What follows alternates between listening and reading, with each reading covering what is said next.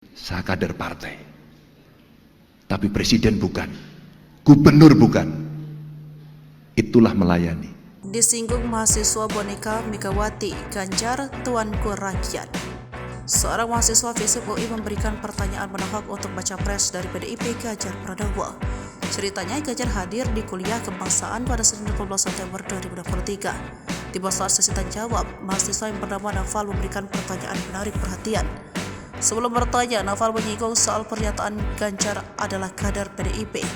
Ia lantas menyinggung soal moto yang kerap digembar-gembari Ganjar yang berbunyi, "Tuanku ya rakyat, gubernur cuma mandat."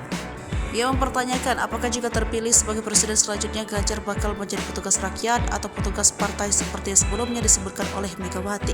Pertanyaan saya, jika Bapak terpilih sebagai presiden ke-8, apakah Bapak tetap dengan prinsip tuanku ya rakyat, gubernur hanya mandat, dan tidak menjadi boneka Megawati?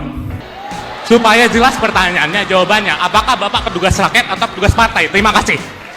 Menjawab ini, Ganjar mengakui bahwa ia merupakan kader PDIP, namun ketika menjadi gubernur ataupun presiden rakyat tetap yang utama.